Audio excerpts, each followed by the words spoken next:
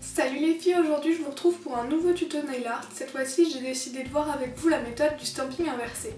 Il faut savoir que c'est ma méthode préférée, c'est quelque chose que je fais vraiment super souvent. Je trouve que le résultat est net, précis, ça permet de faire des motifs qui ont l'air super compliqués mais qui sont en fait assez faciles à faire.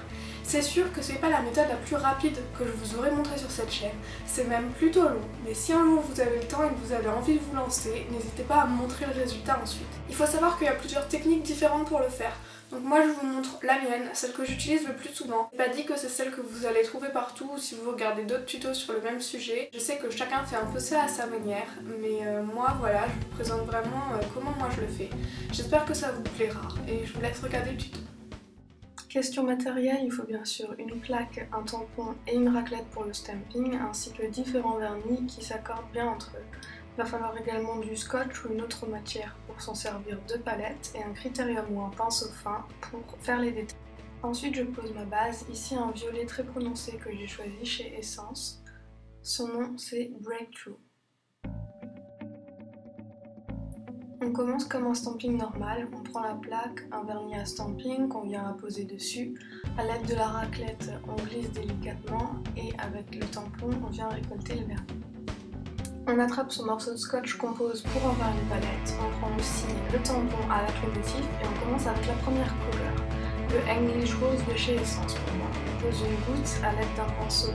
On vient l'appliquer sur les motifs. C'est pas grave si on n'est pas extrêmement soigneux, mais il faut essayer de rester quand même dans les lignes.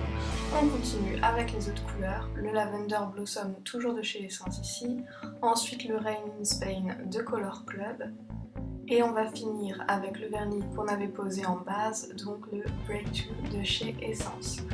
On continue à remplir le motif jusqu'à ce qu'on ne voie vraiment plus rien, donc moi vous voyez je travaille sur la partie rectangulaire du tampon. On laisse sécher le vernis pendant un court instant avant de la poser dessus une goutte de top coat. Donc c'est facile, on met quand même une assez grosse couche pour pouvoir ensuite le décoller plus facilement. Donc on n'hésite pas à bien en mettre sur la partie qu'on va vouloir décoller. Avant d'essayer d'enlever le motif du tampon, on va poser le doigt dessus. Si c'est sec, on peut prendre une pince à épiler ou un cutter ou un scalpel dans mon cas et commencer à relever les bords. Une fois que les bords sont libres, on peut facilement les pincer avec les doigts pour attraper le motif. On le décolle vraiment très doucement pour pas qu'il s'arrache. Et une fois qu'il est décollé, vous pouvez donc le positionner sur votre ongle à l'endroit où vous voulez. Pas besoin de réappliquer une couche de vernis en dessous, ça collera très bien comme ça. Donc je vous le montre sur l'index. Je pose pour avoir toute la partie colorée sur mon ongle. Ensuite avec l'ongle de mon pouce, je viens délicatement entailler pour pouvoir couper en fait la couche de vernis. Voilà. Et je fais ça tout autour du doigt. C'est aussi possible de le faire avec des outils spéciaux, mais moi j'en ai pas. Donc on enlève tout ce qui dépasse pour avoir que le motif net sur l'ongle.